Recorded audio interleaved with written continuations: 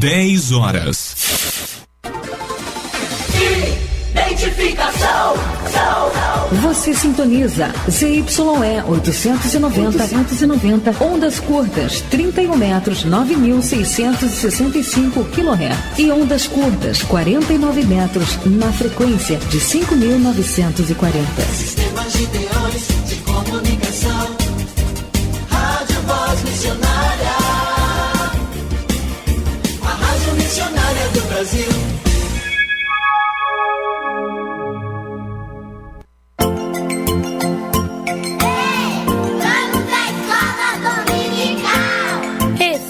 Dominical. Escola Dominical.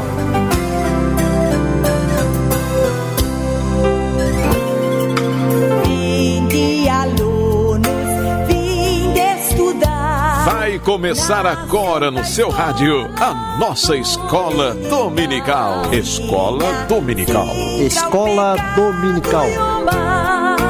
Pegue sua Bíblia, sua harpa e acompanhe conosco a Escola Bíblica no ar. Juntos, vamos aprender um pouco mais a Palavra de Deus. Trazendo a Bíblia, livro sem par, que fala de Jesus. Escola Dominical. Escola Dominical. Escola Dominical. Escola Dominical. Apoio Departamento da Escola Bíblica Dominical da Igreja Evangélica Assembleia de Deus em Camboriú. Trazendo a Bíblia, livro sem par, que fala de Jesus. Salve Escola Dominical, onde a graça e amor sem igual, para pequenos e grandes também, a todo o povo de Deus. Vinde estudar com os professores que muito nos quer bem, trazendo a Bíblia, livro sem par, que fala de Jesus.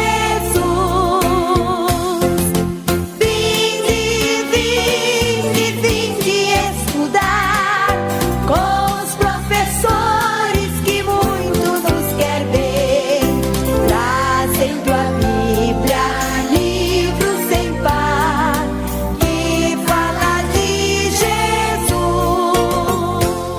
Tem misericórdia de mim, ó Deus. Tem misericórdia de mim, porque a minha alma confia em Ti, e à sombra das Tuas asas me abrigo, até que passem as calamidades. Clamarei ao Deus Altíssimo, ao Deus que por mim tudo executa. Ele dos céus enviará seu auxílio e me salvará do desprezo daqueles que procurava devorar-me. Deus enviará a sua misericórdia e a sua verdade. A minha alma está entre leões, e eu estou entre aqueles que estão abrasados, filhos dos homens, cujos dentes são lanças e flechas, e cuja língua é espada afiada.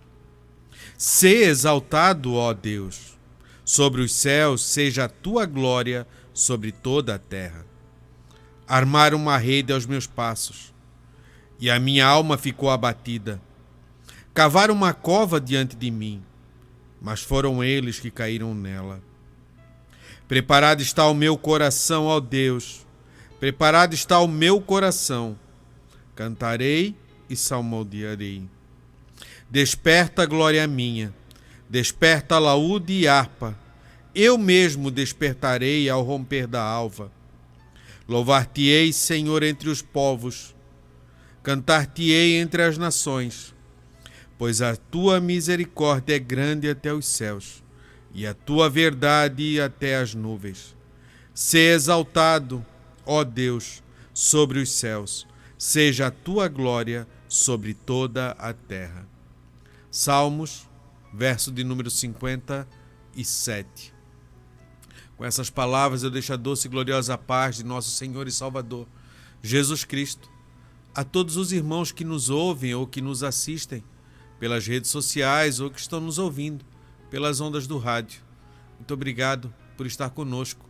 Você que é de perto, você que está bem longe e você que está nos cantos remotos, onde está impossibilitado talvez por causa de uma prisão ou doença ou estar no hospital, mas o seu radinho está ligado para juntos aprendermos um pouco mais da palavra de Deus. O salmo que eu li, o salmo de número 57, e a epígrafe, ela vai trazer que Davi ele forma esse canto sobre quando ele fugia de diante de Saul da caverna, quando ele fugia daqueles que o perseguiam. Quando eu estava lendo esse trecho que faz parte do nosso texto áureo, o verso 5, nós vamos ler daqui a pouco novamente, me veio à mente a confiança de Davi. Mesmo diante dos obstáculos, ele sabia o Deus que ele servia e ele conhecia. E Davi sabia que o único descanso que ele podia encontrar para sua alma era na presença de Deus. E ele confiava e se antecipava. E Davi, ele demonstrava isso com ações. Ele materializava essa confiança interna que ele tinha. Porque ele diz assim, ó: desperta a glória minha, desperta a laúde e harpa. Que os instrumentos venham que eu venha pegar esses instrumentos e começar a cantar. Eu mesmo despertarei ao romper da alva, antes mesmo que o dia fique claro, para que todas as coisas se manifestem. Eu já vou começar a cantar e louvar, porque o Deus que eu sirvo, ele é poderoso. Talvez muitas das vezes em meio às guerras e batalhas, em vez de nós termos atitudes como tinha Davi, confiar em Deus, o nosso interior muitas vezes se abate e nós se encolhemos no canto e ficamos ali em desespero e não conseguimos olhar para as maravilhas que Deus já tinha feito, já tem feito no passado por nós. Quantas vezes Ele tem nos livrado, quantas vezes tem nos guardado, quantas madrugadas que passamos, como Ele diz aqui, de noite,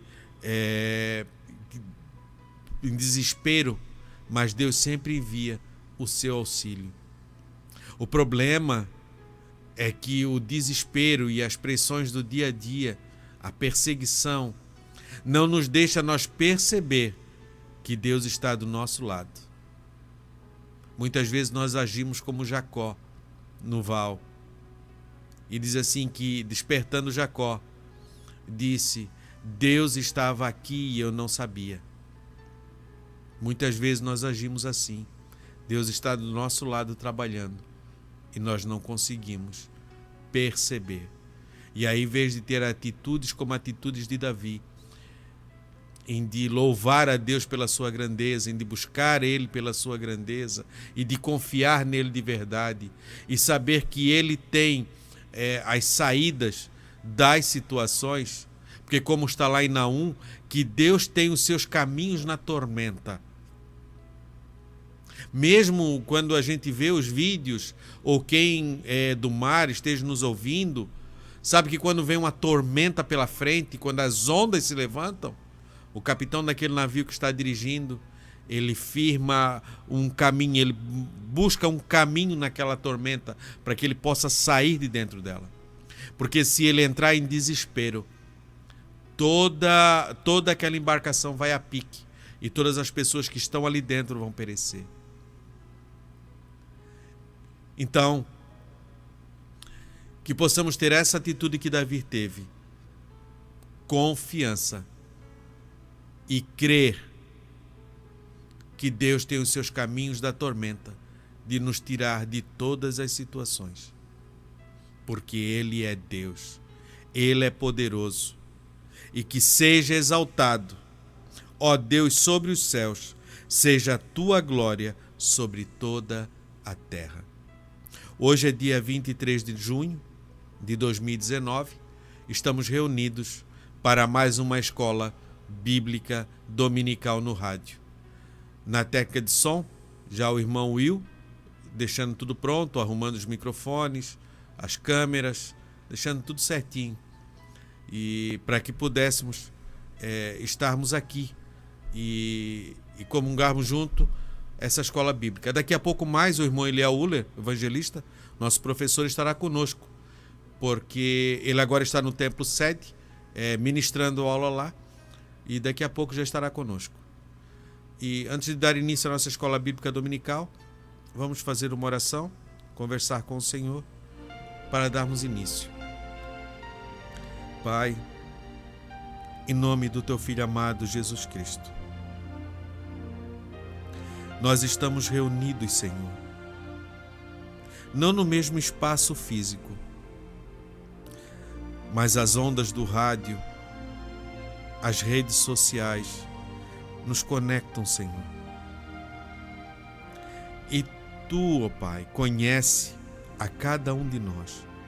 Tu conhece o nosso interior, Tu conhece as nossas fragilidades.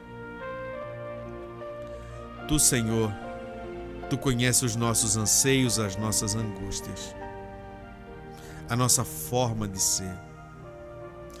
E a Tua palavra diz que Tu nos amou de tal maneira que Tu deu o Seu Filho, para que todo aquele que nele crê não pereça, mas tenha a vida eterna. Muitas vezes, Senhor, nós recitamos esse verso, mas nós não conseguimos incorporá-lo ele dentro de nós. Para ter essa confiança, esse amor e entregarmos de verdade a nossa vida, para que Tu possa conduzi-la em meio às tormentas. Que o Teu Espírito Santo venha trazer luz, Senhor, em nossos corações. Desse ouvinte que está do outro lado, Pai. E que talvez olhe para a esquerda, olhe para a direita, olhe para frente, ou olhe a sua retaguarda e não vê saída. Porque estamos envoltos, Senhor, em muitas problemáticas. Mas quando nós olhamos para cima, Senhor, quando nós levantamos a nossa cabeça e olhamos para cima, para aquele que é o autor e consumador da nossa fé, daquele que vem o agir e o efetuar,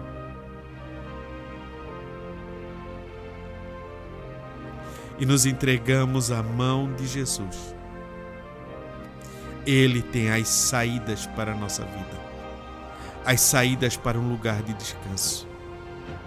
A saída é como um bom pastor que conduz as suas ovelhas a pastos verdejantes e águas tranquilas. Deus, que esteja conosco na continuação dessa escola bíblica dominical. Nos ajuda, coloca as Tuas palavras, Senhor, na nossa boca e nos orienta, nos dirige. E obrigada por esta manhã, Senhor. Obrigado pela vida, pela existência, pelo dom da salvação, pelo Teu cuidado e por tudo que Tens feito. E nos perdoa, Pai. Nos perdoa das nossas falhas, das nossas atitudes. Muito obrigado por tudo. Em nome de Jesus. Amém e amém. Meus irmãos, nesse trimestre estamos estudando sobre o tabernáculo, sobre a parte de tipologia, aquilo que era sombra e que se manifestou no Seu Filho. O tabernáculo diz assim: símbolos da obra redentora em Cristo. E a nossa lição de hoje é a lição de número 12, a penúltima lição, e que vai tratar sobre a nuvem de glória. Quando o tabernáculo ele foi montado, e quando ele foi montado e que todos trouxeram todas as peças e arrumaram, e conforme tudo como o Senhor tinha falado, a nuvem de glória se manifestou naquele tabernáculo. Só que essa nuvem ela não veio só presente ali, naquele momento. Nós vamos ver no decorrer da lição que ela vinha acompanhando o povo desde Sucote, quando o povo saiu da terra de Gósen, quando os primogênitos dos egípcios foram mortos. E naquela noite o povo comeu a Páscoa e saiu apressadamente. A nuvem começou a guardá-los. Durante o dia, porque estava a caminho do deserto, que era quente, ela refrescava. E à noite, que é muito, muito frio, porque o deserto é assim, aos dois extremos. Durante o dia, calor intenso, e à noite é frio intenso. Por causa da falta de umidade, a temperatura cai muito rápido. E durante a noite se transformava numa coluna de fogo e aquecia o povo de Deus. E quando o tabernáculo foi estabelecido, essa nuvem encheu todo o tabernáculo. E a palavra de Deus fala que Moisés não conseguia adentrar. Tão fora foi a espessa nuvem, não conseguia adentrar dentro, porque Deus encheu com sua glória todo o tabernáculo. Deus não é um Deus invisível. Deus não é um Deus que se manifesta ao seu povo. O nosso Deus é aquele que criou o homem, o céu e a terra e tudo que nele é, para se relacionar. É um Deus de relacionamento. É isso que ele sempre quis com o seu povo. E o homem dificilmente nunca conseguiu entender isso, porque sempre quis tomar os rumos da sua própria vida, não sabendo que sem Deus ele não tem vida, porque ele é o autor da vida. O nosso texto áureo se encontra no livro de Salmos, verso 57, número 57 e verso 5, que diz assim: Sê exaltado, ó Deus, sobre os céus, seja a tua glória sobre toda a terra. Sê exaltado. Essa é a pronúncia do rei. Que seja exaltado, porque ele é grande, ele é poderoso. Tudo passa. Até mesmo esse mundo e tudo que a gente conhece passa. As gerações, muitas já passaram. Há 150 anos atrás, as pessoas que viviam nessa terra hoje não vivem mais. E daqui a 150 anos, as pessoas que vivem hoje também não viverão mais. Mas o nosso Deus, ele é eterno. E Jesus, através da sua morte, da sua entrega e da sua ressurreição, ele veio promover para nós a vida eterna. A nossa verdade prática? Adoramos e louvamos a Deus, pois a sua glória enche os céus e a terra. Adoramos e louvamos a Deus, pois a sua glória enche toda a terra. A nossa leitura bíblica em classe, nós encontramos no livro de Êxodo, capítulo 40, do verso 34 ao verso 38. E de Números, verso 9, verso 15 e 16. E que diz assim: Então, a nuvem cobriu a tenda da congregação, e a glória do Senhor encheu o tabernáculo, de maneira que Moisés não podia entrar na tenda da congregação, porquanto a nuvem ficava sobre ela, e a glória do Senhor enchia o tabernáculo. Quando, pois, a nuvem se levantava sobre o tabernáculo, então os filhos de Israel caminhavam em todas as suas jornadas. Se a nuvem, porém, não se levantava, não caminhava até o dia em que ela se levantava. Porquanto, a nuvem do Senhor estava de dia sobre o tabernáculo, e o fogo estava de noite sobre ele, perante os olhos de toda a casa de Israel, em todas as suas jornadas. Números 9, verso 15. E no dia que levantaram o tabernáculo, a nuvem cobriu o tabernáculo sobre a tenda do testemunho, e a tarde estava sobre o tabernáculo, como uma aparência de fogo, até a manhã. Assim era de contínuo A nuvem o cobria e de noite havia a aparência de fogo. Quando nós vamos ver em Êxodo 34, que ele vai tratar sobre quando é levantado, porque primeiramente, como nós vimos, foram preparados os utensílios. Depois de preparado os utensílios, 39 e verso 33, que vai trabalhar, porque primeiro é feito todo o material para a construção do tabernáculo em si.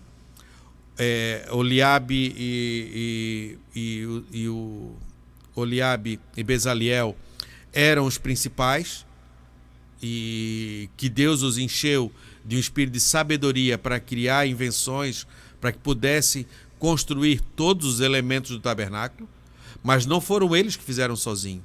Haviam outras pessoas. Tanto é que nós estudamos em lições passadas que todo aquele que tinha um coração voltado à arte de trabalhar em tecidos, na arte de trabalhar em madeira, na arte de trabalhar em metais, cada um trabalhava naquela arte que o seu coração era mais voltado, naquilo que ele tinha a habilidade.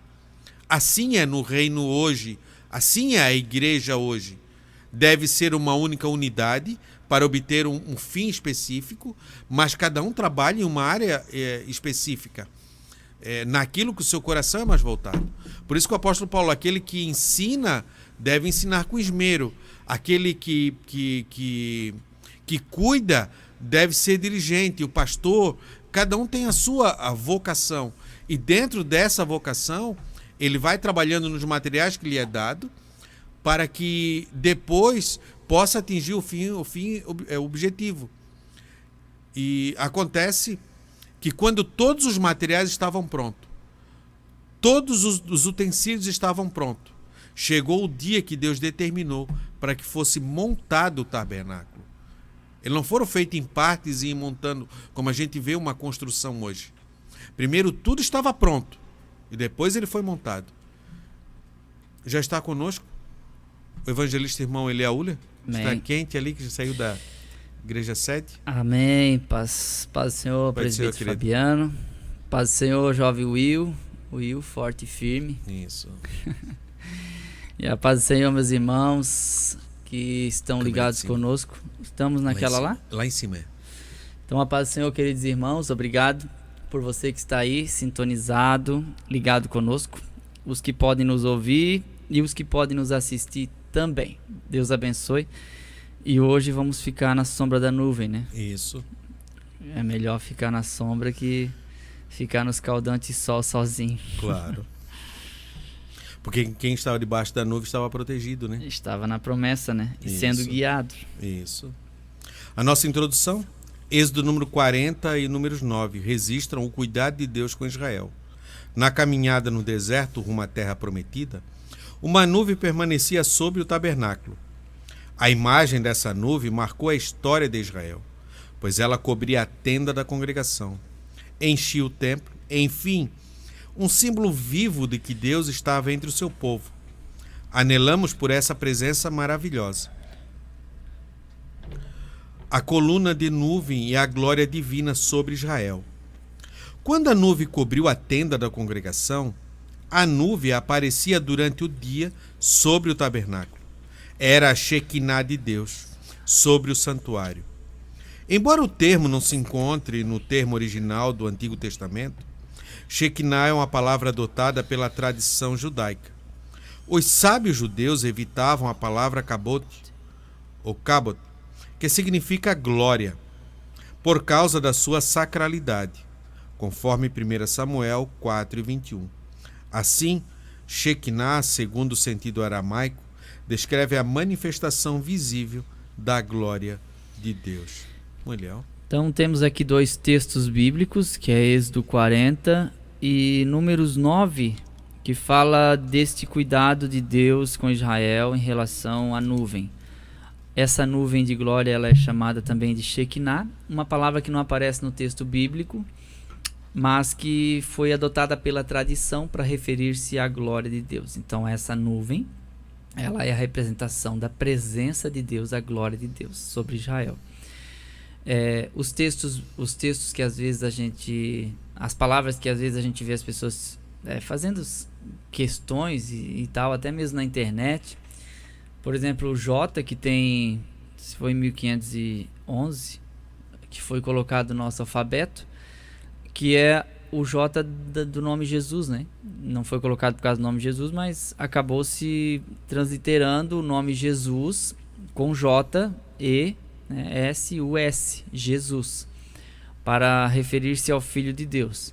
Então tem gente que fica fazendo questão a respeito disso, porque nome próprio não tem tradução, né? Ele deve ser falado da forma que ele é falado em qualquer idioma. Só que foi feita uma adaptação para o idioma português de Yehoshua, que é o nome de Jesus, para Jesus, que não vai mudar nada. Em meu nome expulsarão demônios. Tem gente que acha que isso vai mudar tudo. Quando a gente fala Jesus, a gente já sabe de quem estamos falando, não é? Então o fato de a gente não falar Yehoshua não vai trazer uma neutralidade a respeito do nome, nem vai anular o caráter de Cristo. A gente sabe de quem estamos falando, é Jesus. A mesma coisa Shekinah. Então a palavra trindade também não aparece na Bíblia, mas a gente acredita porque há uma distinção entre Pai, Filho e Espírito Santo. Ponto. Entende? Trindade é apenas uma palavra teológica, né? Como o monoenergismo, a palavra que eu falei esses dias aqui, que é uma palavra teológica para a dupla natureza de Cristo e que ele subsiste em duas energias e assim por diante, a humana e a divina, que alguns aceitam, outros não aceitam, mas é só uma palavra teológica. A gente vai brigar por causa disso porque não está Shekinah na Bíblia e a gente fala Shekinah, tá? Porque a palavra Kabod, de onde a gente sabe que é o famoso nome do filho de Ofinéias, eu nunca sei quem é dos dois, só sei que a mulher estava ganhando filho de um dos dois. E aí ouviu a notícia de que o sogro morreu, a arca foi roubada e o marido morreu, e ela estava ganhando um filho. E aí perguntaram qual nome que era para colocar. Ela disse: coloca Ikabod, que significa foi-se a glória, já que Kabod é glória. Eu vou colocar um prefixo negativo na frente. Foi-se a glória ou acabou-se a glória de Israel. Então, se a palavra Kabod ela era evitada pelos mestres daquele tempo devido à sacralidade do termo, não só Kabod, mas também o próprio nome Deus era evitado por ser um nome misterioso e pelo grau de temor que havia nos estudiosos. Até parece-nos que a tradução Septuaginta, quando foi traduzida, usava-se um tinteiro especial e uma pena diferente para escrever o nome Yavé, né, que de onde foi feita uma adaptação, já que o hebraico não tem vogais, precisaram colocar para adaptá-lo a tornar pronunciável o nome, que era um tetragrama, né? São 4 letras, YHWH. E assim a gente foi feito adaptações, mas não quer dizer que seja pecaminoso e tal, porque a gente sabe o que o nome significa, né? Eu sou o que sou é autoexistente. Ou Yavé, que quer dizer Senhor, ou Adonai, Elohim, né? Que são termos que é usado. Que quando na verdade Deus tem títulos, né, e não nomes próprios, porque Deus ele não é homem, ele é Deus, né?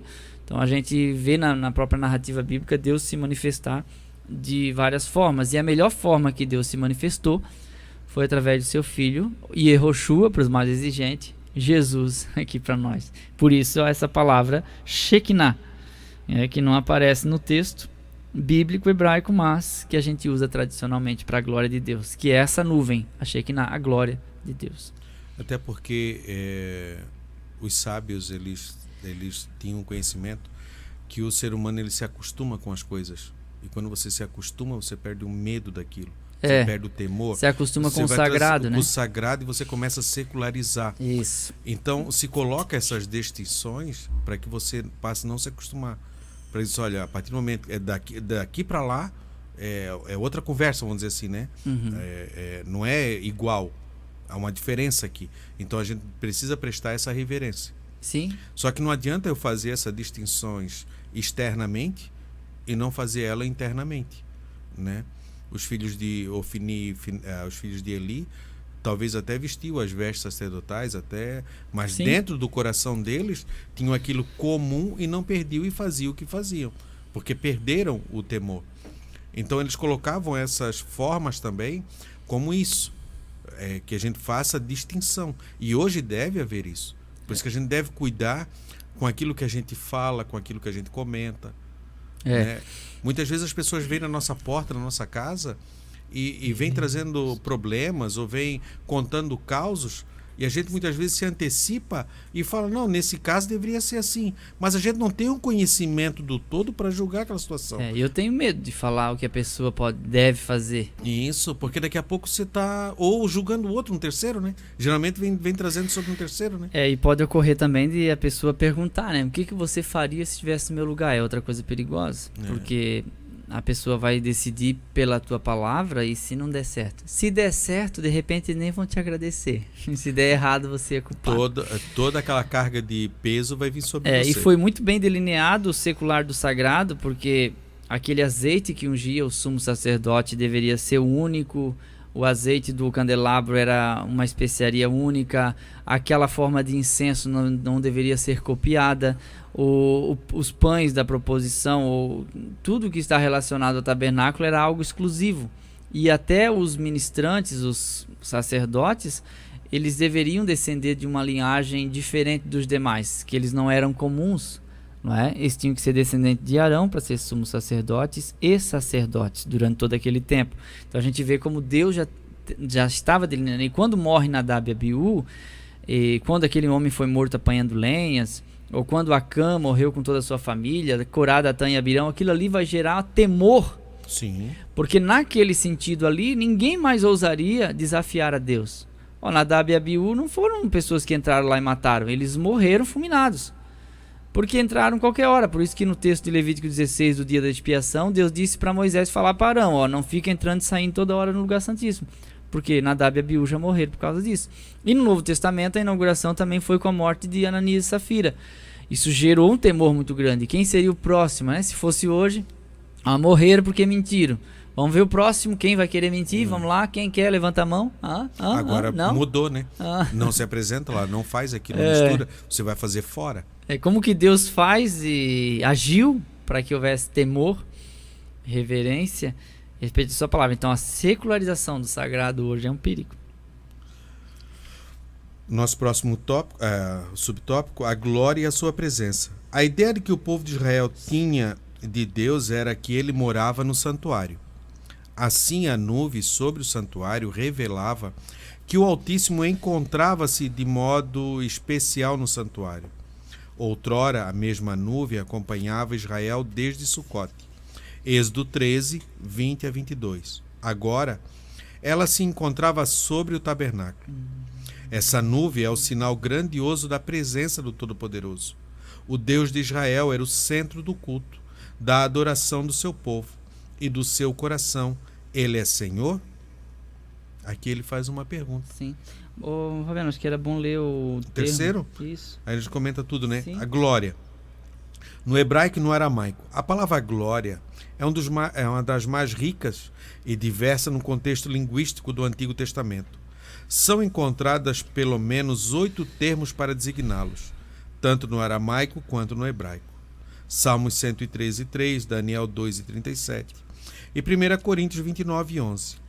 Quando se refere a Deus, a palavra glória designa o esplendor e a majestade do Todo-Poderoso entre o seu povo. A grande lição a ser aprendida aqui é que a aprovação divina quanto ao nosso ministério é necessária e imprescindível. No estudo da nuvem de glória, percebemos claramente que Deus deseja operar no meio do seu povo. Ele ainda confirma e promove a sua obra.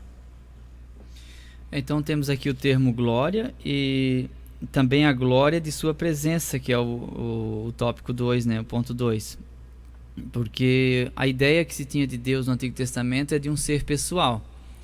Ele é descrito como um Deus terrível, fogo consumidor. Israel aprendeu isso já no Pacto Sinaico, né, que o monte fumegava e a nuvem sobre o monte, só Moisés subiu, até que ninguém poderia tocar no monte, nem animal, nem pessoa. E Deus falou diretamente com Moisés, tanto que o povo ficou espantado com um Deus desse, não havia uma experiência tão marcante assim, com uma divindade que se manifestou de forma tão pessoal, que eles diziam a Moisés, fala tu, Moisés, e não nós, para que nós não morramos. Então Moisés, ele é o mediador, dessa aliança. Só que no Gênesis do Novo Testamento, que é João, no princípio era o Verbo. Então ele vai dizer assim, ó, nós vimos a sua glória e ele caminhou entre nós. Então aquilo que não se podia ver, agora se contempla em pessoa. Porque Deus é fogo consumidor. Isso. E Deus é espírito. Só que Israel tinha uma ideia de Deus em forma humana, mas não viam essa pessoa. Tanto que o próprio Moisés ficou, como a gente diz, encafifado, né? Deus, eu quero te ver. Quando ele diz mostra-me tua glória, é um dos sentidos dessa palavra, que era a sua intimidade, a sua pessoalidade, o seu caráter, né? A sua forma de ser, ou a sua figura. E Deus diz, Moisés, homem nenhum vê minha face e continua vivo.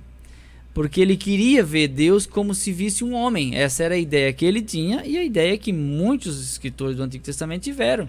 Mas a gente sabe que Deus é espírito. Porque se Deus tivesse forma humana, Jesus não precisaria assumir forma humana para descer até aqui. Ele simplesmente desceria. Mas a Bíblia diz que ele, sendo em forma de Deus, distinta, não usurpou seu maior, mas assumiu a forma humana. Então essa forma humana Jesus tem. Deus não, porque Deus é espírito. Não é? Deus é espírito.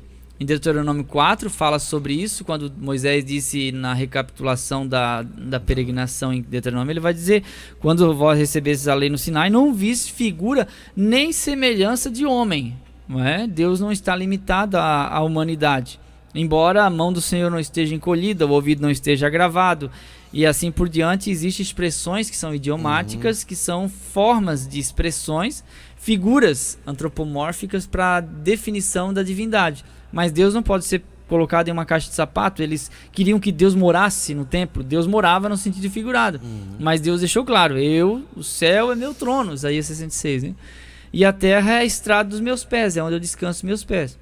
Mesmo assim, ainda não se tinha a ideia dessa grandeza de Deus. Né? A Shekinah é a glória, né? A nuvem representa também a glória. Moisés quis ver essa glória. Deus diz lá na profeta Isaías que a sua glória não um do outro, já é um sentido diferente. A gente costuma dizer assim, o irmão está cheio da glória, não é? Está cheio da glória de Deus. O culto foi uma glória, né? Mas esse sentido é a glória no sinônimo de presença de Deus, está cheio do Espírito Santo e assim por diante. A glória no sentido de autoridade, de honra, Deus não reparte, porque aquela honra é dele. Sim. O que é devido ao seu nome, a gente dá devido ao seu nome. O homem não pode tocar na glória de Deus e achar que é Deus. É isso que a gente entende como princípio bíblico.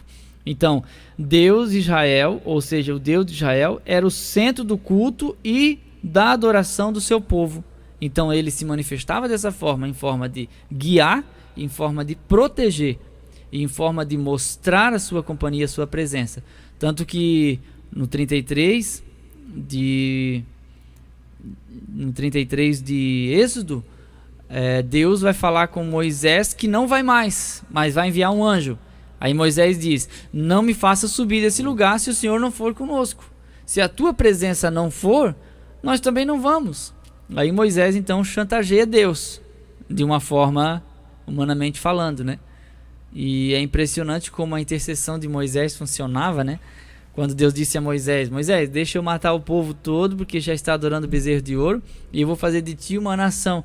E aí Moisés intercede, tem gente que diz que ele aconselhou Deus, mas é uma intercessão. Senhor, o que dirão os egípcios que trouxe um povo do Egito e não pôde levá-lo à terra prometida e matou-os no deserto? Né? E aí ele faz uma oração e mistura isso com a glória de Deus. Aí Deus então ouve a oração de Moisés e mantém o povo vivo a despeito de todas as suas reclamações. E assim a nossa vida também passa por caminhos assim, mas graças a Deus que existe a sua misericórdia. Então a gente vê que a promessa de Deus é de ele garantiria a companhia para Israel. Então Jesus fez isso também, o novo pacto. E eis que estou convosco todos os dias, até a consumação do século. Então nós podemos ter no novo pacto a garantia da presença de Deus em Cristo, nos guiando na mesma forma, não literalmente, mas da mesma forma. A nuvem saía, eles saíam. A nuvem parava, eles paravam. Isso.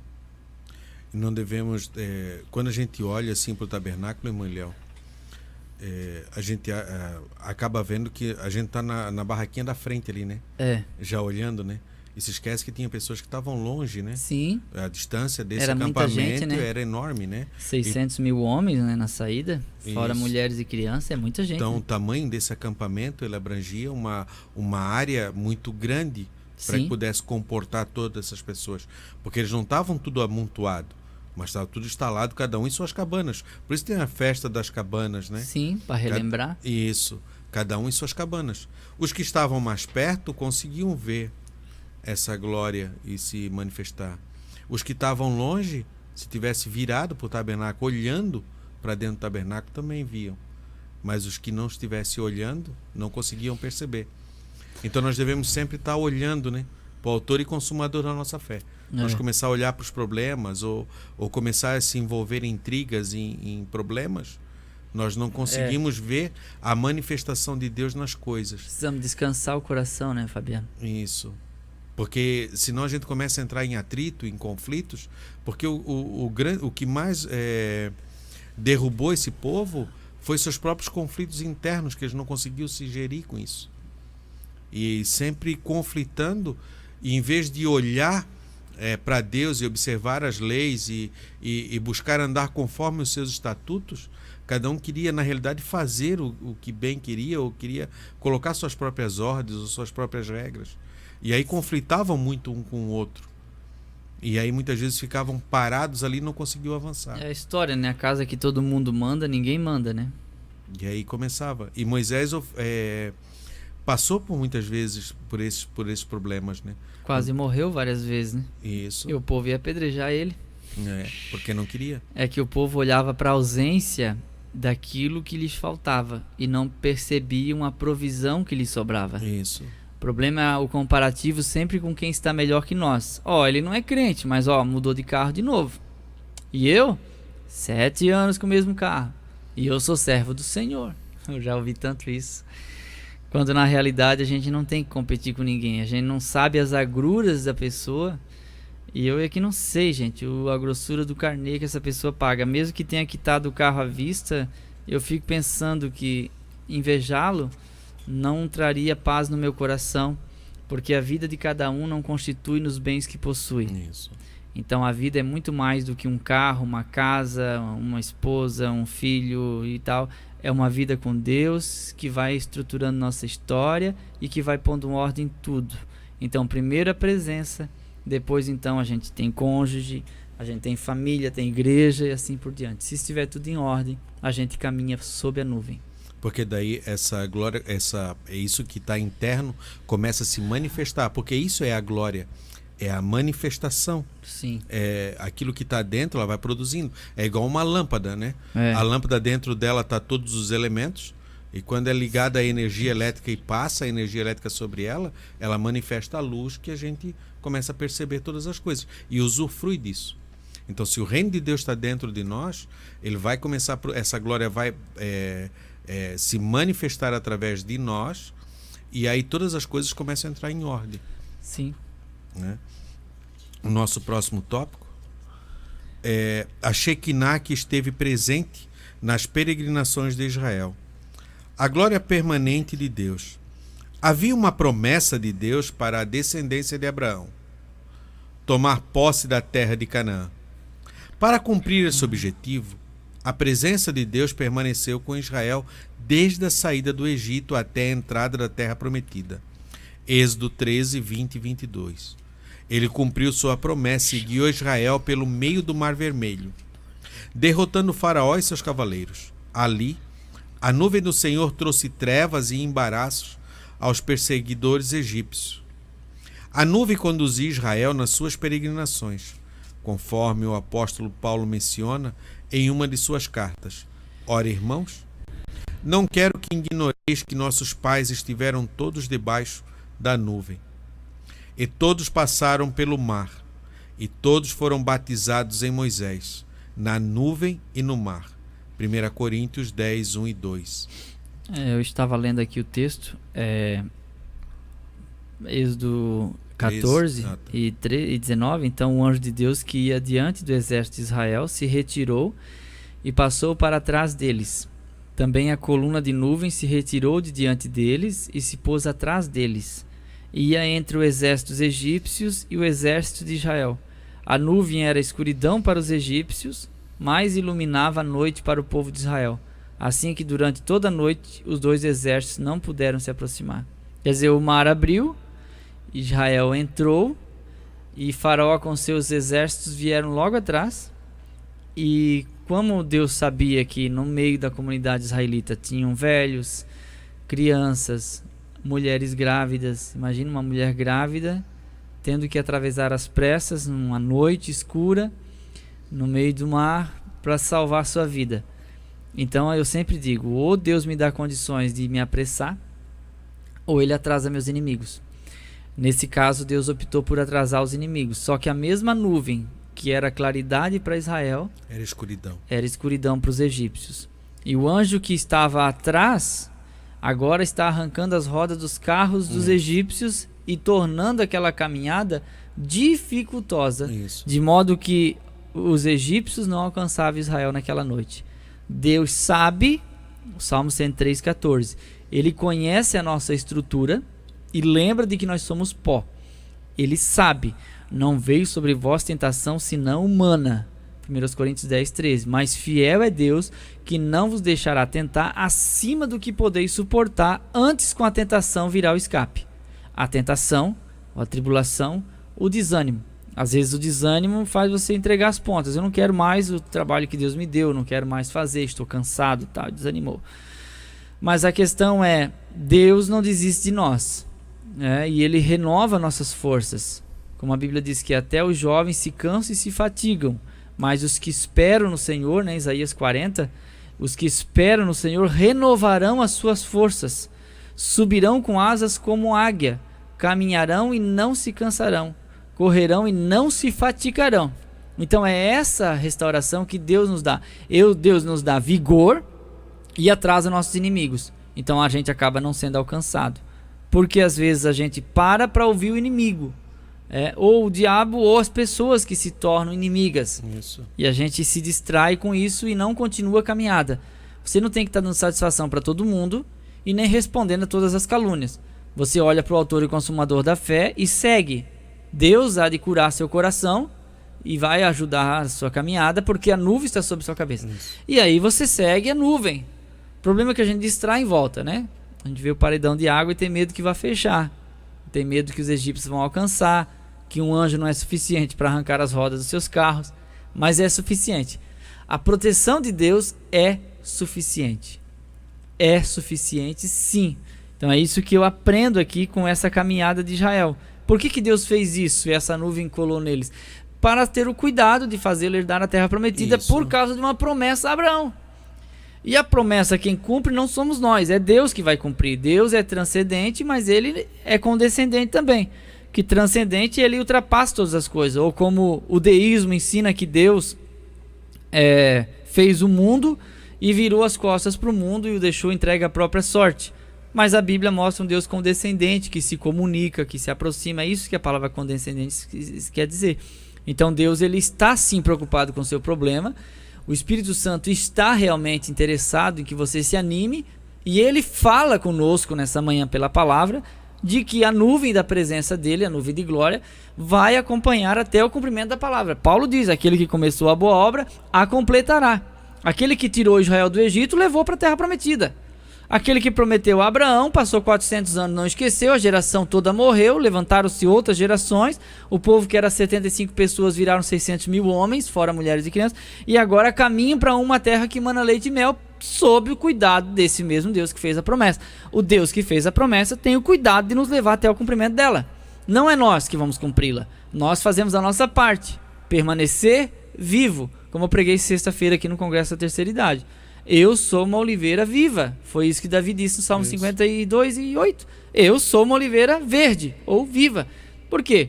Tem vida em mim, não é? Se Doeg é mau e matou os sacerdotes do Senhor, eu estou no lugar que Deus... E quando Deus vai abençoar Davi em 2 Samuel 7, e fala com ele diretamente sobre o plano da vida dele para mais tempo, diz assim, ó, e sobre Saul, eu tirei do teu caminho. 13 anos Saul tentando matar Davi, e Deus falou para Davi, Saul, fui eu que tirei do teu caminho. Eu deixei até um tempo para você apanhar bastante, para você aprender a lutar. Você aprendeu, porque a prova é para isso, para nos aprovar. Agora você serve para ser rei. Com 30 anos Davi se torna rei, mas já tinha aprendido apanhando de Saul. Então assim, às vezes a gente é o saco de pancada da vida. A gente vai perder algumas batalhas para doença, para enfermidade, dificuldade, nossas falhas, mas isso tudo é parte do nosso aprendizado. A nuvem continua ali, a presença continua naquele mesmo lugar. Amém. A nuvem de Deus é nos montes e desertos. Moisés subiu ao monte Sinai e entrou no meio da nuvem e ali ficou, por 40 dias e 40 noites. Êxodo 24, 15 e 18. Deus falaria com ele da nuvem, de onde o legislador de Israel recebia as tábuas dos 10 mandamentos, e a revelação quanto à construção do tabernáculo. Êxodo 24, 15 e 18, e o verso 25, 27 e o capítulo 34, do 1 ao 9, está as instruções. Enquanto o povo marchava para avançar pelo deserto, a nuvem se movia. Em cada jornada, em cada peregrinação, o Senhor era o seu povo. Não se desespere, pois o Espírito Santo conduz a sua igreja. Ele habita em você. O texto seguinte, mas deixa eu falar um pouquinho sobre isso aqui. Moisés entrou dentro dessa nuvem, ficou lá por 40 dias e 40 noites, e Deus lhes deu a forma que ele deveria fazer o tabernáculo. E há um texto na Bíblia, acho que é em Êxodo, né, que começa dizendo que Moisés foi fiel em toda a sua casa. Ou seja, ele fez tudo conforme Deus falou para fazer. Acho que é 25 e 22 de Êxodo. Mas o texto de Hebreus, que eu não li lá dentro, mas eu tinha separado para ler, a hora passa muito rápido. Às vezes a gente separa muito conteúdo e acaba não dando tempo. Mas não há problema com o tempo, tá, irmãos? Eu ganhei bastante tempo lá na igreja, 1 hora para falar aqui também é suficiente. É porque às vezes a gente traz mais detalhes, né, que às vezes não dá tempo. Toda casa é edificada por alguém, Hebreus 3 e 4. Mas aquele que edificou todas as coisas é Deus.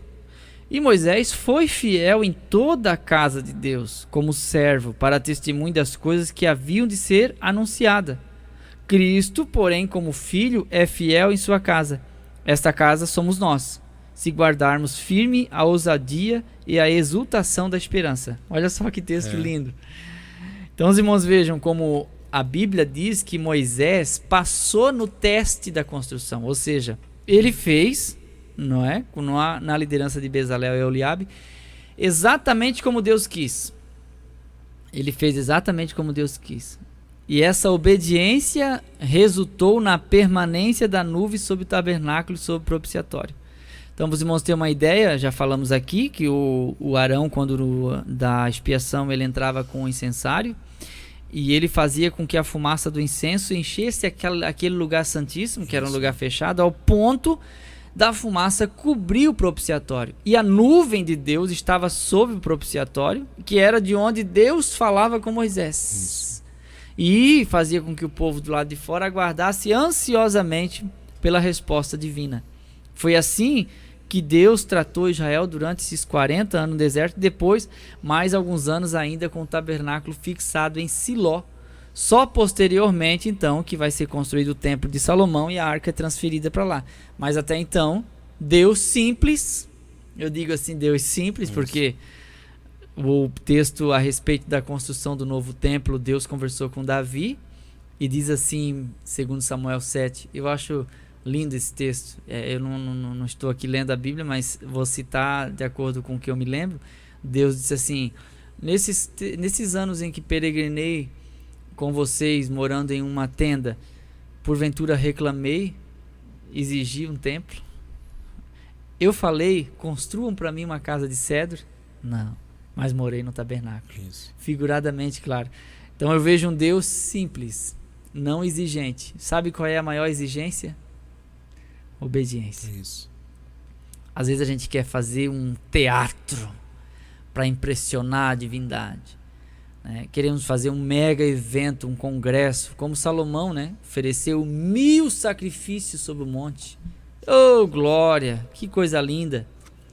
E aí Davi também disse sobre isso. Deus não se compraz em apenas sangue de bodes e touros, senão daria. Mas ele olha para um coração quebrantado e contrito. Deus olha para o teu coração nessa manhã e contempla a sua dor e a sua necessidade. Não é para tanto, mas Ele está ajudando sua vida. Ele está colaborando de modo que você possa vencer. Porque nós somos colaboradores de Deus, dispenseiros de Deus, mas dependentes dele até o fim. Então, essa nuvem de Deus nos montes e deserto demonstrava que tanto no Monte Sinai, onde Moisés entrou para pegar a cópia do tabernáculo, tanto quanto na caminhada no deserto, ela fazia sombra durante o dia. E à noite ela se transforma em fogo para aquecer, já que o deserto é um lugar frio de madrugada. Deus fazia esse equilíbrio, nem quente demais e nem muito frio. Assim Deus equilibra. Não que Deus goste de morno, não é esse sentido que estou falando, mas da temperatura amena, ambiente, para que haja equilíbrio. Então isso é um princípio que Deus fez para que a vida aconteça sem partir para os extremos. Você não precisa correr muito rápido, mas também não ande muito devagar. Fique na sombra da nuvem. Se a nuvem saía, o tabernáculo era desmontado e caminhava embaixo da nuvem. A nuvem parava, era ali o lugar de montar o tabernáculo. Então a gente entende isso. Quem conduz é Deus. Deus te conduz. Fique no centro da vontade de Deus, que é muito melhor. Deus sabe o que faz. Até porque quando ele sai de Sucote, eles poderiam ter subido pelos filisteus, que era muito mais rápido, perto, mais mas ao norte. O próprio Deus diz assim, eu não vai por aquele caminho, né? Não vou guiar por aquele caminho, porque eles olhando para a guerra, o coração, eles queiram voltar para o Egito, retroceder. Mas eu vou trazer eles pelo outro lugar. Às vezes tem caminhos que nós não entendemos os que estamos passando, mas Deus sabe o porquê que a gente está passando ali. Às vezes é protegendo de coisas piores ou até mesmo a gente retroceder. Ele disse, eu vou te levar por aqui, porque daí não tem como tu voltar novamente. Eu quero te levar e quero te empossar nessa terra. Aquilo que o teu coração almeja, aquilo que realmente o teu interior busca e que muitas vezes nós não sabemos. Às vezes a gente acha que para ter paz e alegria precisa do dinheiro, mas não é. Para ter paz e alegria precisa de comunhão muitas vezes. Não é o dinheiro em si.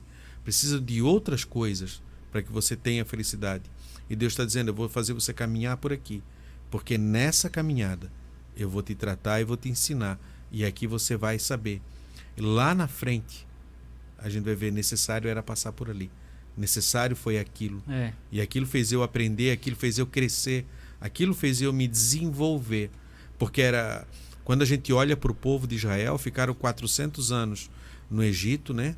430, e por algum tempo eles eram como livres, mas por muito tempo ficaram como escravos. A sua mentalidade estava como uma mentalidade escrava.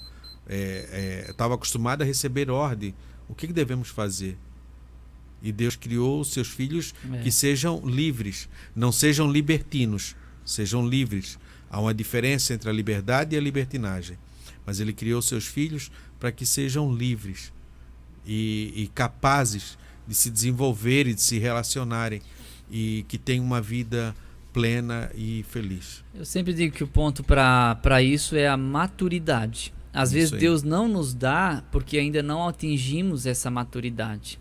Porque estamos na prova, porque não tiramos 10. E quando a gente consegue esse 10 na maturidade, a compreensão dos fatos, aceitar as perdas no caminho, que não são fáceis, aí então a gente está pronto.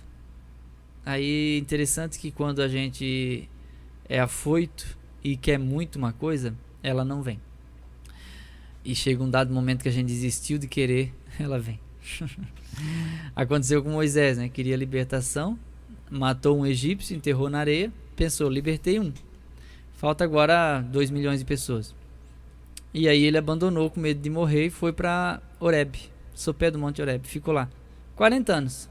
A maturidade dele alcançou o limite. Deus diz, agora vamos lá continuar o que você começou. Ele disse, não, agora não quero mais. Não vou. Não, envia quem o Senhor há de enviar. Porque agora ele experimentou a responsabilidade. Isso, agora ele Quando sabe a gente o peso. sabe qual a responsabilidade, estamos prontos. Só que geralmente quem sabe da responsabilidade não quer. Porque quem muito quer, não sabe o que quer.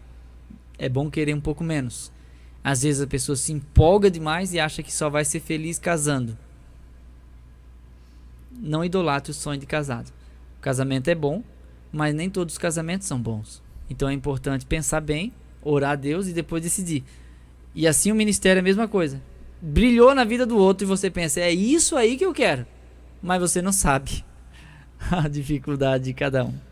Porque falta do planejamento. Quem né? deseja o episcopado, excelente obra deseja. Mas planeje antes, né? A Bíblia fala de planejamento. Ninguém, para construir uma torre, deve construir sem fazer orçamento primeiro para saber se com o material e a mão de obra que tem, o dinheiro que tem vai conseguir acabar. Para não acontecer de chegar na metade e deixar a torre pelo meio. As pessoas passar, manear a cabeça e dizer assim, começou e não acabou, né? Levantou a casa e não rebocou. Isso. Rebocou e não pintou. Pintou, mas não fez muro. Fez o muro, mas não fez jardim. Fez jardim, mas não tem quintal. Planejamento faz isso, faz você gerir os riscos, né? Claro que existem etapas, né? A minha Sim. casa primeiro eu levantei, depois reboquei. Hoje está pronta, mas ficou muito tempo sem acabar. Por questões, né, que acontecem na vida, falta de dinheiro, e isso acontece comigo. Eu também vivo nesse planeta e eu também tenho falta de dinheiro às vezes. Mas no sentido espiritual é terrível. É terrível. Se você abandonar seu trabalho ministerial a troco de nada, você se arrepende depois. Eu sei que às vezes dá um desânimo na gente. Dá em mim, dá no Fabiano, dá em todo mundo. Desanima, né? A gente muito pregar, muito ensinar, muito falar, desanima. Mas quando você encontra alguém que diz assim, aquele dia eu estava ouvindo a escola e Deus falou comigo. Não tem nada que pague. Aquele dia eu estava pensando em me matar. E você falou sobre isso, né? Fabiano falou, Eliel falou, Ricardo falou.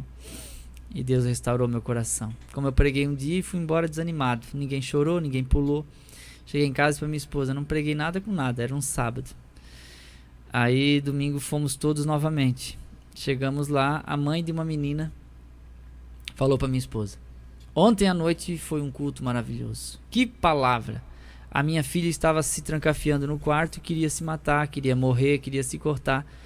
E o irmão Eliel falou exatamente de pessoas que estão nessa condição, que se isolam, que se recortam a si mesmas com estilete, com faca, que vivem de mangas compridas porque querem esconder os arranhões. E ela decidiu viver. E agora ela não quer mais morrer. Então decida viver, decida sarar, decida se curar. Anime-se, homem, essa família precisa de você. Anime-se, mulher, essa filha precisa da tua ajuda. Anime-se, como Deus disse para Agar: Agar, o que tens, Agar? Levanta de onde estás e levanta o moço. Levanta o moço, levanta alguém que está ao seu lado. Para isso você precisa se animar, anime-se. A nuvem se manifestou sobre o propiciatório. A palavra de Deus revela que o propiciatório que fica sobre a Arca da Aliança era o maior símbolo de sua presença. Ali Deus se manifestava por meio da nuvem de sua glória. À luz da palavra, não podemos nos conformar com a frieza espiritual e com a indiferença com a palavra de Deus. Ora, diferentemente daquela época, hoje podemos entrar no lugar santíssimo com plena liberdade no Espírito Santo, pois este foi derramado de maneira abundante sobre o povo de Deus. Não se conforme com a frieza espiritual. Atos 2, 1 a 13. E tem a repetição disso aí, né? Não podemos nos conformar, que o senhor leu, né, com a frieza e a indiferença. A indiferença é quando a gente diz assim, isso aí não é problema meu. Não atinge, né? Não me atinge, isso aí não me incomoda. Isso aí não tem problema. A gente vê pessoas se acomodarem a um falso ensino, até por questões banais, financeiras, aceitam aquele capim seco como se fosse verde, algo que está completamente desassociado da Escritura, da Palavra de Deus, e cumpre aquele texto, né? de que os homens cercar-se-ão de mestres segundo a sua própria concupiscência. Hoje a igreja é uma espécie de buffet, né? O buffet você põe no prato o que você gosta, o que você não gosta você não come, e aí às vezes o que você gosta faz mal. E tem situações em que é isso, se promete muita coisa para a vida daqui e se esquece que há uma eternidade logo ali. E aí se planeja uma vida nesse mundo. E promessas, e o evangelho sofre essa adaptação.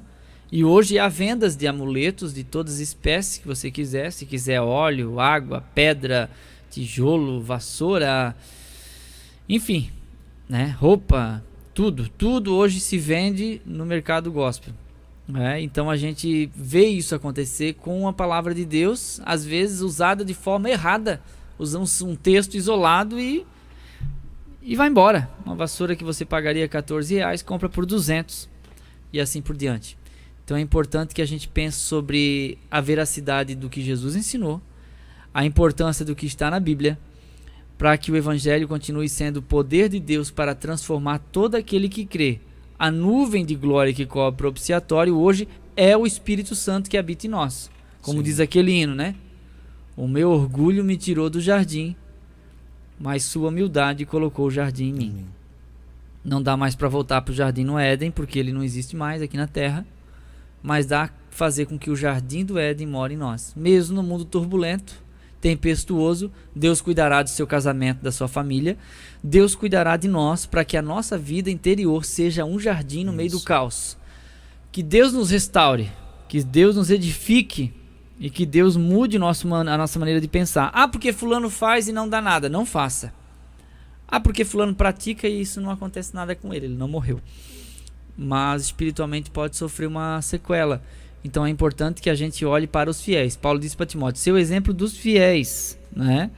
Não se conforme com a frieza e a indiferença espiritual. Às vezes não se pratica mais o evangelho, é apenas de boca, não é? De boca. O evangelho é apenas falado, não se vive o evangelho. Se fala que não se pode roubar, mas rouba. Não se pode adulterar, mas adultera. Não pode mentir, mas mente. Não pode caluniar, mas calunia. E assim por diante. E no dia a dia a gente acaba incorrendo em erros. E o evangelho ele deve ser vivido na prática. Às vezes a religiosidade acaba nos afastando de Deus. Só porque a gente está seguindo uma norma humana e achando que aquilo é o evangelho de Deus. Quando na verdade o evangelho de Deus é o que está na escritura bíblica. É o que está na Bíblia. Ah, mas eu aprendi assim. Vê se isso que você aprendeu está na palavra. Porque trazendo para a Bíblia, muita coisa pode mudar. Ela é a nossa bússola, não é o que eu aprendi, é o que a Bíblia diz. Não sou eu que diz o que é pecado, é a Bíblia que fala. Ponto final. Até porque as coisas de Deus produzem vida. E se aquilo não provém de Deus, não produz vida. Porque o único que pode produzir vida é Deus. O resto tudo leva à morte. Ele é autor, né? Autor da fé, autor da vida. Né? Isso. Tudo que é dele. E levando nisso que todo mundo faz e não dá nada, muita gente pensou assim por muito tempo na nossa nação brasileira. E hoje muitos estão atrás das grades. Né? Tiveram uma vida boa, comeram em bons restaurantes, gastaram, viajaram e hoje estão dentro de uma cela fria lá pensando na cabeça. E o que a gente vê nos noticiários são só os maiores, mas tem muitos anônimos também que não aparecem nos noticiários, mas que estão trancafiados por causa de condutas que viram outros fazer, achando que não daria nada, e agora veio o resultado. É importante não negociar, né, essas coisas, porque a minha avó sempre diz, a avó da minha esposa, né, a Maria Demetrio sempre diz, o rato tanto vai no moinho até que perde o focinho. Isso. Não dá nada, né, como os dois gatos que iam no moinho e um dizia pro outro, vão comer só uma linguiça que dá para passar no buraco que tem no moinho, né? Até que foi o outro lá e o outro começou a comer demais. Ele disse, olha, tu não come muito, porque tu não vai conseguir passar naquele espaço que nós entramos. E ele, não, mas não dá nada. E dá-lhe comer. O outro comeu só um pouquinho que pôde e saiu. E o outro engordou muito lá dentro. Quem disse que passa pela porta, né? Ele levou uma camaçada de pau, como a gente diz aqui em Camboriú. E assim há pessoas que, pelo olhar, né, se contentou e gostou da vida e alimentou demais e aí sofreu. Algumas lições para a vida de hoje, nosso terceiro tópico. A nuvem sobre o tabernáculo não era comum. Deus usa coisas visíveis para ensinar verdades espirituais. Aquela nuvem era especial, pois não obedecia às leis da natureza criadas por ele próprio. Tinha características de uma nuvem comum, mas não era algo comum. Ele usou a imagem de elementos físicos para manifestar sua glória. Não perca a sensibilidade espiritual. Perceba como Deus pode e quer falar. Agora, com você, ele usa coisas comuns para manifestar a sua glória.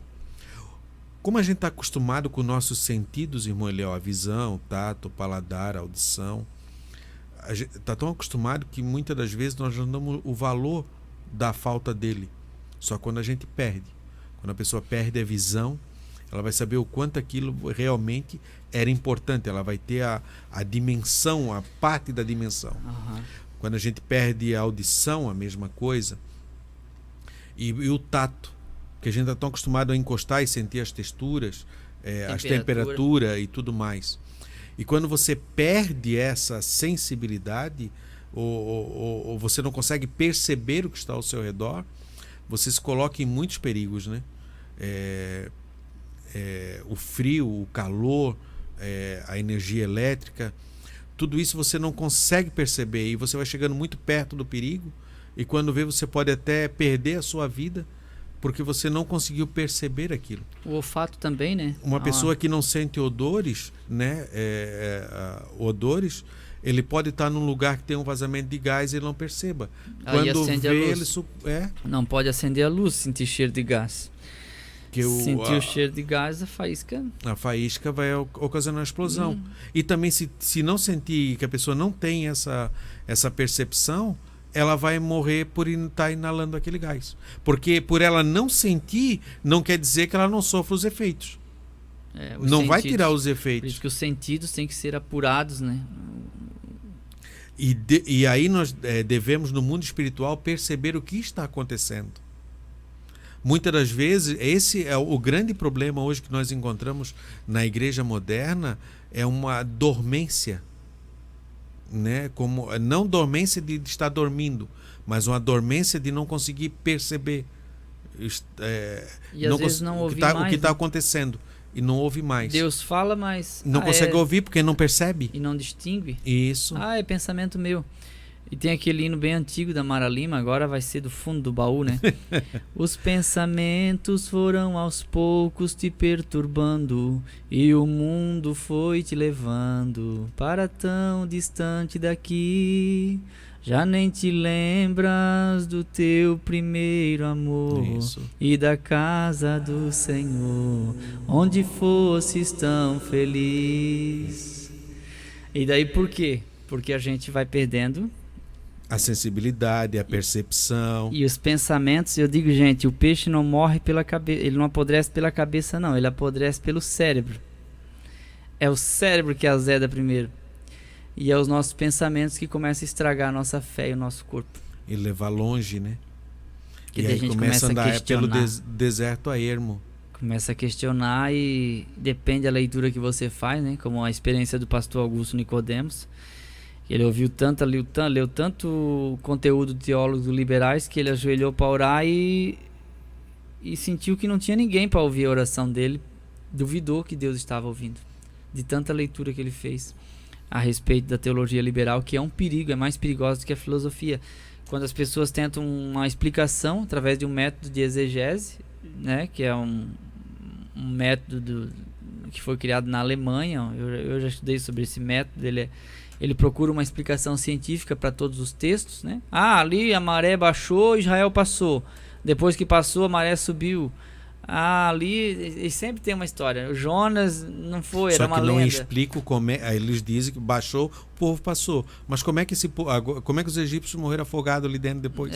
Se a maré não chegava a mudar tanto assim a ponto de afogar alguém, né? Mas sempre tem uma explicação para diminuir ou neutralizar, inutilizar um milagre e dar uma explicação científica para o texto. E assim, às vezes, a gente vê pessoas que vivem só no racional. Isso é por acaso. Por acaso aconteceu isso aí. Acontece, irmão, acontece. Talvez não foi um milagre, Deus não te guardou no trânsito. Não, é porque o carro bateu no outro que estava lá e depois num caminhão e só os tilhaços de vidro que pegou em nós e... Acontece. Mas quem é sensível vai dizer, Deus guardou. Entende? Esse que é o princípio. Deus falou. A gente está num culto, ouvindo uma pregação, a gente sabe, Deus está falando. Ah, mas é para fulano. Não, é para você mesmo, é para mim, eu que estou ouvindo. Nós estamos ouvindo, é para nós essa palavra. Bem colocada essa palavra sobre a sensibilidade, que é justamente dentro desse contexto aqui, ó. Porque muitas das vezes a gente começa a ter atitudes e que nos levam à morte. É uma história que eu ouvi muitas vezes e já foi contado que jovens saíram para ir festejar e tinham saído para festejar. Não sei se isso é verdade ou se foi criado, mas ela é interessante. E aí uma daquelas moças, a mãe era crente. E o carro estava tão cheio de pessoas dentro que não cabia mais ninguém. O certo é ter 5 ocupantes, mas tinham mais de 5, não cabia mais ninguém. E a mãe olhou para a menina e disse assim, ó, vai com Deus, minha filha. E a mãe olhou assim, mas ele não cabe mais aqui, só se ele for no porta-mala. E eles saíram para a festa e teve um acidente. E todas aquelas pessoas no acidente morreram porque o carro ficou todo esmagado. E o porta-mala, nada aconteceu, e dentro do porta-mala tinha uma caixa de ovo. E não se quebrou nenhum dos ovos. Não sei se isso é verdade ou não é. O problema é que muitas vezes a gente, do circular, a gente perde a percepção, a gente acaba trazendo o sagrado como coisa normal e saindo coisas da nossa boca que nós não percebemos o que isso acontece. E Deus não brinca de ser Deus. Deus ele é amor, mas ele é justiça. O mesmo Deus que diz lá no Rio Jordão, esse é o meu filho amado em quem me comprazo, é o mesmo Deus que diz lá em Isaías, e agradou Moê-lo. Muitas vezes nós pensamos que o amor de Deus é esse amor sentimental, em que muitas vezes os pais têm pelos filhos e acabam matando seus filhos. O amor de Deus, ele produz vida. Um amor excessivo, às vezes, né? Isso. Mesmo que a princípio pareça que aquilo seja duro, mas que no final vai produzir vida. No final vai produzir vida. Então nós devemos cuidar muito disso, da percepção, como é que nós estamos percebendo o andar dessa caminhada da nuvem, como é que a gente está vendo. Hoje há muitas disputas dentro da igreja, muita disputa dentro de ministérios, muitas pessoas falando de coisas que não sabem. Às vezes sai uma notícia, essa notícia nem é verdadeira. É uma notícia falsa, ou com caráter de uma verdade ou de uma justiça por trás dela, mas que a intenção dela é levar o povo para outro lado. Porque tudo que os inimigos queriam é que o povo ficasse fora da nuvem. Foi o conselho de Balaão, né? Para Balaque. Faça eles pecarem contra o Deus deles. E fizeram, né? A mulherada. Ele não conseguiu amaldiçoar. É isso. Ele não conseguiu amaldiçoar. O que ele diz? Faça pecar contra o Deus deles. Porque a partir do momento que pecasse, essa nuvem não estaria mais protegendo.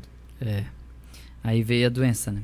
Veio a doença e matou acho que 23 mil e pouco. Lá Paulo diz que é 24, mas isso não interfere em nada. Algum comentário, Manuel? Não, só vamos ler os 2 últimos aqui que a hora foi-se. A nuvem de Moisés nos montes e desertos. Moisés subiu ao monte Sinai e entrou no meio da nuvem, e ali ficou por 40 dias e 40 noites. Deus falaria com ele da nuvem. Não, eu li errado. É o tópico 2, desculpa. A nuvem permaneceu sobre o tabernáculo. O Altíssimo estava presente de forma especial no tabernáculo.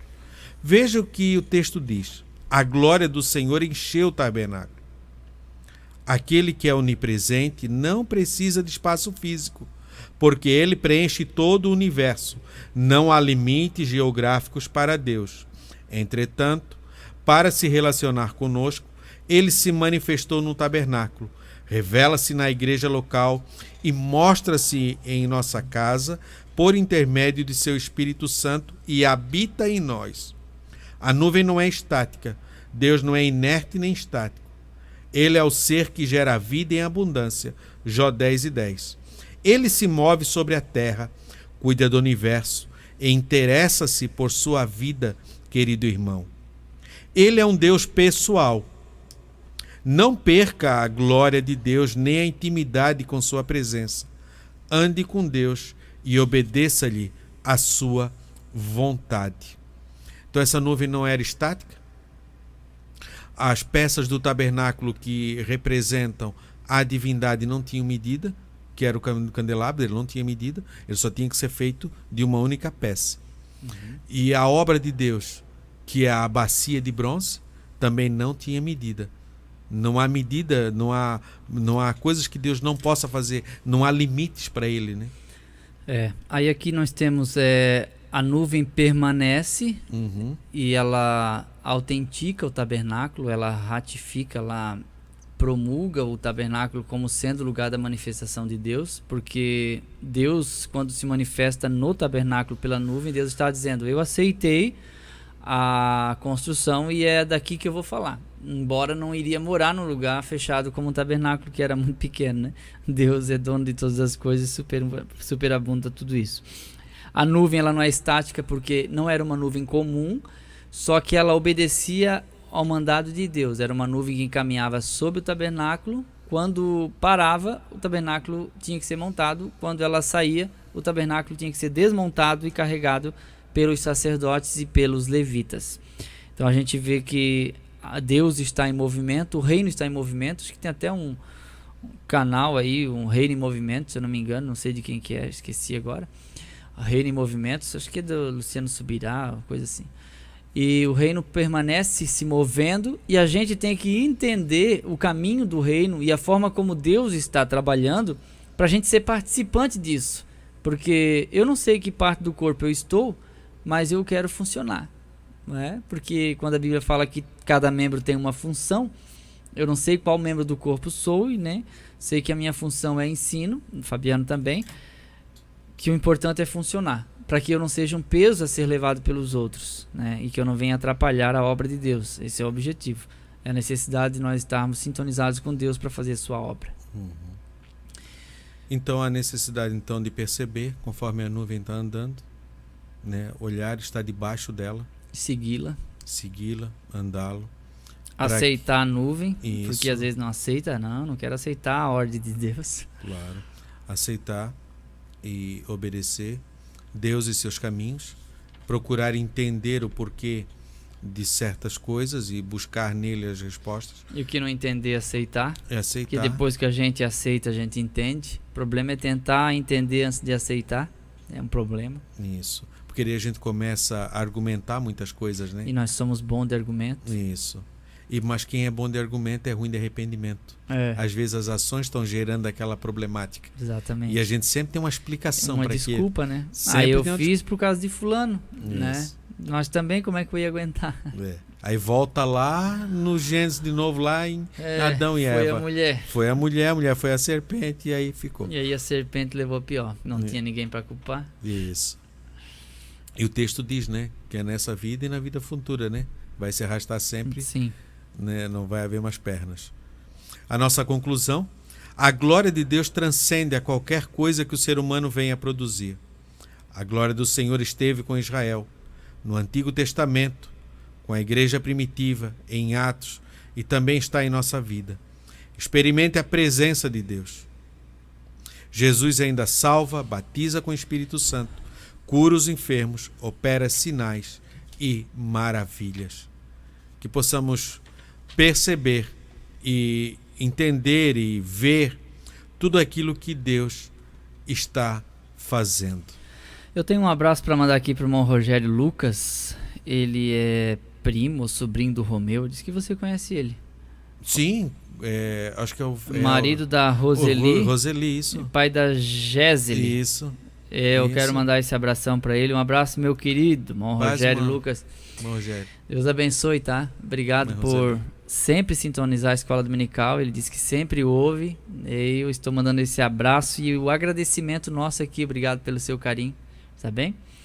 E também a irmã Rose Telemaco Borba entrou aqui agora no meu Facebook, mandando um abraço para nós e dizendo que está ouvindo a Escola Dominical. Então, nosso abraço, irmã Rose. Deus abençoe. Ela está me convidando aqui para ir pregar. Vamos ver se der certo, eu vou sim, tá, querida? Deus abençoe.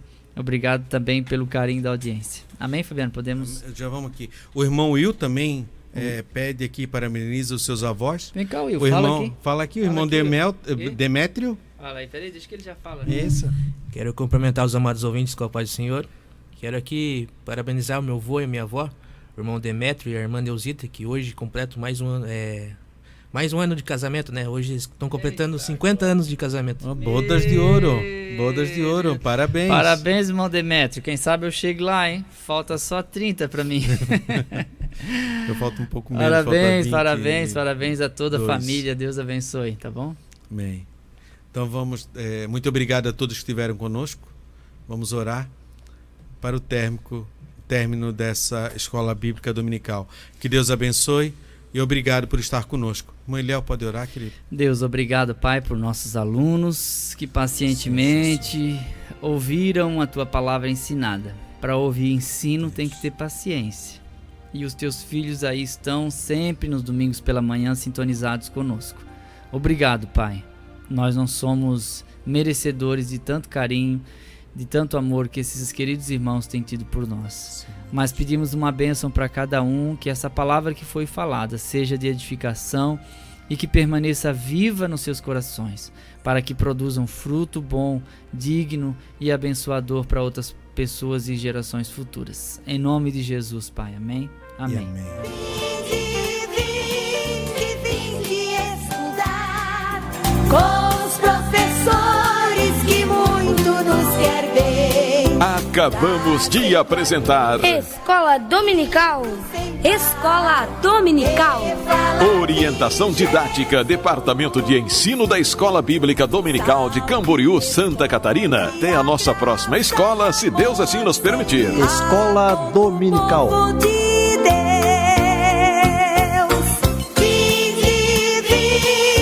vinde estudar com os professores que muito nos quer bem, trazendo a Bíblia, livro sem par, que fala de Jesus. Vinde estudar com os professores que muito nos quer bem.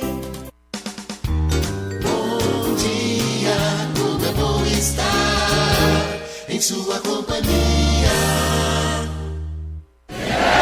O feixe está amarrado, a bênção é segura, o troféu já está na tua mão, Deus está mudando a tua sorte, a terra está sendo restaurada, então receba agora! 38º Congresso Internacional de Missões dos Gideões Missionários da Última Hora.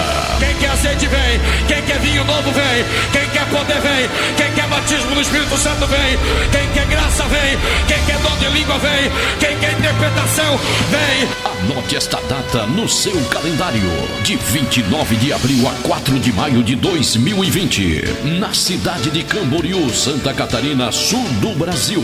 Prepare a sua caravana. Maiores informações, ligue 47 3404 8700 ou acesse www.gmuh.com.br ou através do e-mail radiovozmissionaria.oc@gmail.com. Ore, divulgue e participe.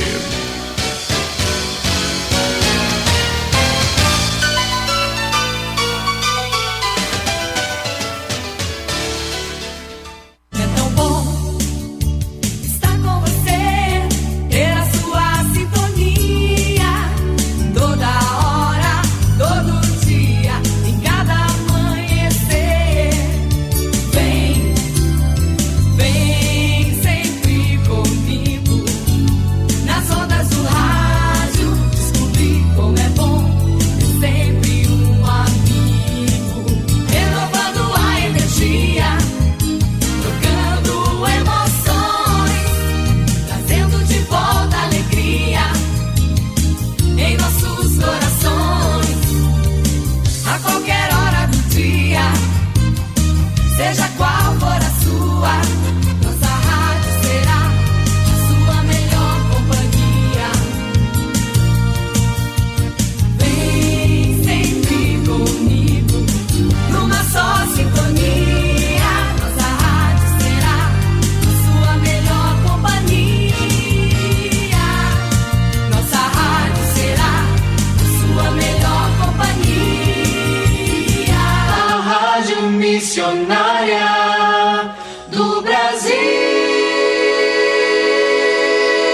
transmitindo o Evangelho de Cristo para o Brasil e o